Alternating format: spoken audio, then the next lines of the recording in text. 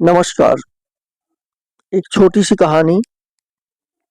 एक पादरी जहाज में यात्रा कर रहे थे, तो उनका जहाज एक टापू पर रुका और टापू काफी वीरान था। वहां पर कोई भी मनुष्य नहीं रहता था। वो जब वहां टहल रहे थे, तब उन्होंने देखा कि तीन व्यक्ति आसमान की तरफ इशारा करके कुछ बुदबुदा रहे हैं। जब वो पास में पहुंचे, तो उनने देखा कि वो तीन व्यक्ति जो थे, वो ऐसे ही खड़े हैं और ऊपर की तरफ इशारा करके बस यही बात दोहराए जा रहे हैं कि हम तीन, तुम तीन, हम तीनों की रक्षा करो। तो पादरी को बड़ा आश्चर्य लगा। उनके पास पहुंचे और उससे पादरी ने पूछा कि ये तुम लोग क्या कर रहे हो। तो उन्होंने जवाब दिया, बोले हम ईश्वर की प्रार्थना कर रहे हैं। तो पादरी ने कहा कि ये कैसी प्रार्थना है। बोले हम तो गैर पढ़े लिखे हैं, हमें कुछ भी आता नहीं है, लेकिन हमने इतना हमें पता है कि ईश्वर तीन हैं, ब्रह्मा विष्णु शंकर। हम उन्हीं से प्रार्थना कर रहे हैं कि भगवान तुम तीन और हम तीन, तुम तीन हम तीनों की रक्षा करो। पादरी को हंसी आई और उन्होंने कहा, ये कैसी प्रार्थना, ये थोड़ी ना प्रार्थना होती है। प्रार्थना तो हम बताते हैं तुम्हें। और पादरी ने एक बहुत ही अच्छी प्रार्थना उनको सिखाई। और जब उन लोगों ने बहुत अच्छे से वो प्रार्थना सीखी और बड़े खुश थे कि चलो आज हमें अच्छी प्रार्थना मिल गई, इससे भगवान काफी प्रसन्न होंगे। सुबह जब वो तीनों उठे, तो उनको प्रार्थना याद नहीं आ रही थी।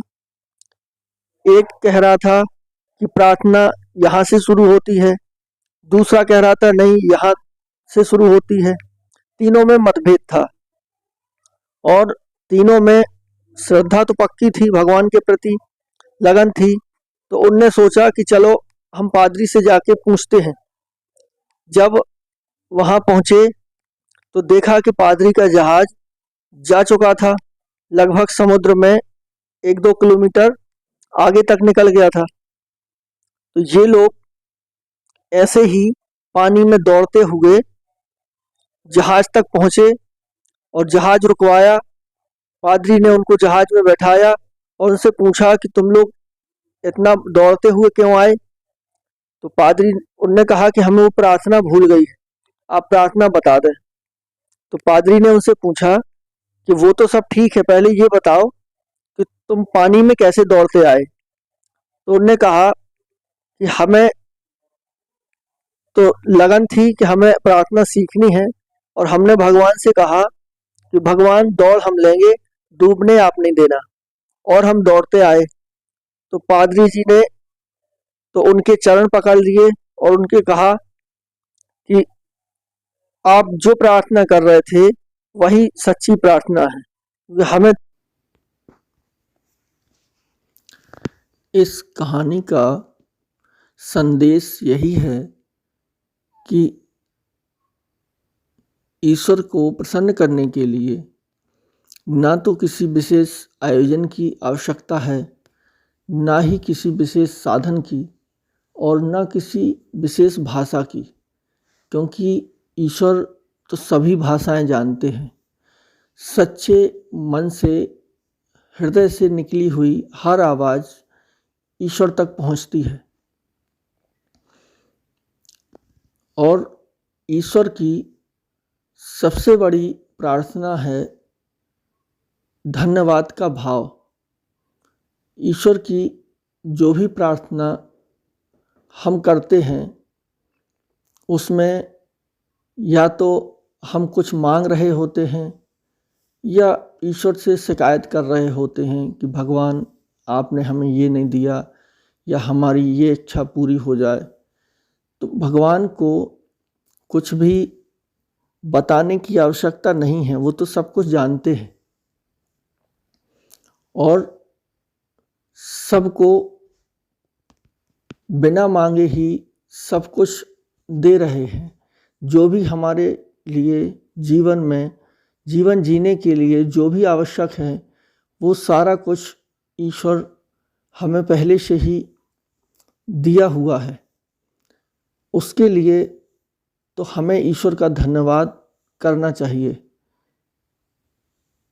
मान लो, कल्पना करें कि अगर हम कहीं बस में यात्रा कर रहे हैं और बस किसी घाटी में नीचे की तरफ उतर रही है, बहुत स्पीड में है और बस का ब्रेक फेल हो जाए, उस समय हमारे मन की स्थिति क्या होगी? और 10 मिनट बाद बस किसी भी दुर्घटना के बिना और बहुत आसानी से रुक जाती है, तो उस समय हमारे मन की स्थिति क्या होगी? क्या ईश्वर का धन्यवाद नहीं देंगे? और जब उस स्थिति में हम धन्यवाद दे सकते हैं, तो अभी जब हम जिंदा हैं और अच्छे से स्वस्थ हैं, तो क्या धन्यवाद नहीं देना चाहिए? सच्ची प्रार्थना तो वही है जो केवल ईश्वर का धन्यवाद के भाव से भरी हो। हर व्यक्ति को सुबह उठते ही ईश्वर का धन्यवाद देना चाहिए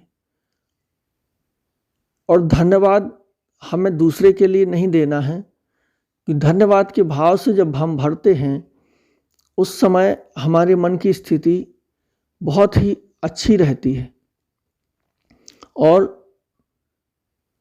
ईश्वर की सबसे बड़ी प्रार्थना यही है कि हम प्रसन्न रहें और धन्यवाद अच्छे भाव से भरे रहें। क्योंकि जिस बच्चे को माता पिता सारी चीज़ें सुविधाएं देते हैं और उसके बाद भी वो बच्चा रोता रहे, तो माँ बाप को कितना दुख होता है। और जो बच्चा कम साधन में ही प्रसन्न रहता है, तो उसको माँ बाप उसके ऊपर बहुत प्रसन्न रहते हैं।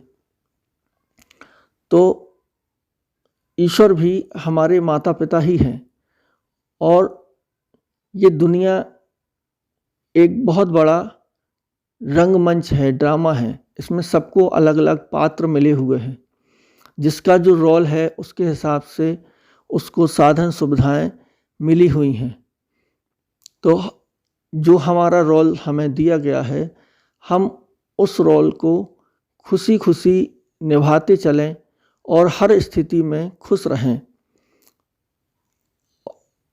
जरा विचार करें, आज दुनिया में 2 से 3 लाख लोग जो रात को सोते हैं, वो सुबह नहीं उठ पाते। अगर हम सुबह उठ गए हैं और जिंदा हैं, तो हमें ईश्वर का धन्यवाद देना चाहिए कि नहीं?